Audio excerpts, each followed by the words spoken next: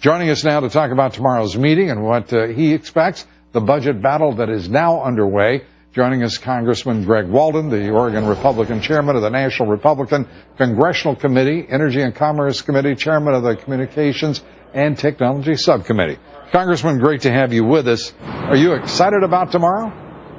You know, it's always interesting when the president comes to visit Washington and certainly up to Capitol Hill, so we welcome him to hear what he has to say. And what he has to say won't be in the form of a budget. We've got to wait till apparently the week of April 8th. Lou, this is nearly unprecedented in our lifetime. You have to go back to when Warren Harding was president. Right. You know, he should have had this to us by February 4th. Now you're at least 2 months late. If he were a CEO of any major company, he wouldn't be a CEO by now with these lame excuses. And it'd be interesting to see how his shareholders would be behaving. I think somewhat differently I think than they'd voters. be a little upset, yes. And well, actually, voters, I think, are catching on. If you look at his favorable and job approval numbers going down, you know, and to say that you're not even going to chase a balanced budget, we need a balanced budget so that we can grow the economy and jobs and stop having this drag with the deficit. Tomorrow, in that meeting, the president is going to be talking, obviously, about I shouldn't say obviously. I would presume that he would be talking about that $1 trillion in taxes, for which he seems to feel he has widespread support, despite for example, the poll you just cited, as we reported at the outset of the broadcast. What are you guys going to expect in that discussion? Well, you know, we look forward to hearing what he has to say. We have no idea. Originally, the idea was he was coming to talk about his trip to the Middle East and Israel, but apparently that's morphed and changed. And you know, so we're open to hear what he has to say. But, you know, if you're not going to put forward a budget that actually balances, which Paul Ryan and the Republican House budget balances in 10 years, he now says his never balances, even with $1 trillion in tax increases. That's not balanced. That's irresponsible. And so, you know, we'll see what he has to say. But, you know, this charm offensive, Lou, come on. You know, charm is something you put on a bracelet. You can't campaign nonstop. Well, I'm just saying, you can't campaign nonstop since the election against Republicans. Make the first phone call off the platform election night to Steve Israel to say, I want to wipe out Republicans in the House so I can govern unfettered in the last 2 years. And then come to Capitol Hill and say, can't we all get along? And then that night, go to the Organizing for Action group, his former campaign team, and say, hey, I'm with you to take out the House, the Republicans. It's, you know, it's like, come on, we got big issues in this country we need to address. Well, you know, as you say, I love that expression, charm's what you put on a bracelet.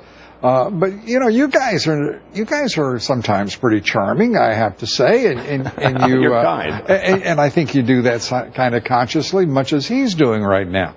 A little charm won't hurt here, but the fact is, as you're suggesting, there's some tough choices to be made. And one of the tough choices is where you come up with $1.8 trillion in the Ryan plan.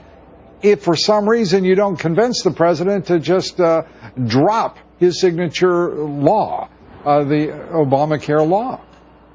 Well, and that is in the Paul Ryan budget to repeal Obamacare, because we feel very strongly that it is not going to work. It's going to be enormously expensive. It's going to cost jobs, delay access to health care, and with that panel of 15 unelected bureaucrats who are going to decide what gets covered in Medicare after it already I stipulate. Obamacare is a bad idea. I just don't see how, as a practical political matter, you're going to get the Senate and the president to go along with you on that. But we don't want to be Democrat light and say, well, we're just going to accept the fact Obamacare is here for life. I don't want you to be Democrat light even. But I do want you to be practical and realistic about what you can do.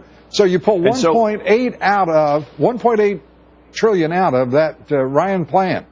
You still have 3.1, which is about twice as much as the president, certainly as the Senate, the Democratic plan, and is likely the president's plan. Remember, Lou, we as Republicans actually believe in a smaller federal government that balances its budget. We've put that forward in each of the last two Paul Ryan budgets. This is the third. As you've said, you know, this is the first time the Senate's put forward a budget, and we've never seen this circumstance where the president waits till April. So we believe in this, and in fact, you know what, you know what, Congressman? The president may be in shock that the Senate's putting forward a budget, and it's going to take him to April to kind of recover from it.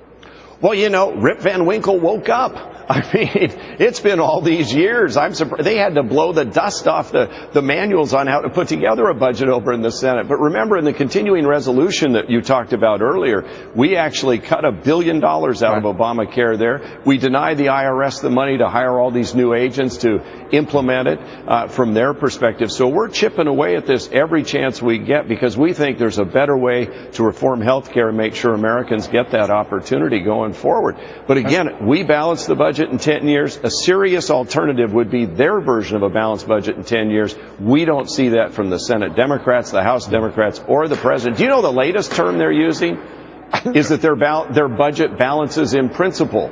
Do you know what that means?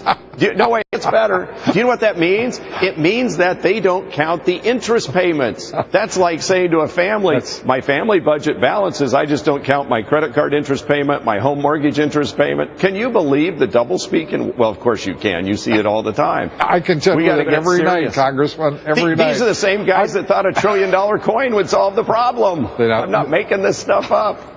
Congressman, we were way over time, and it's because you're making me laugh, and I appreciate it. Thanks so much, Congressman Walden. All the best. Have a great meeting.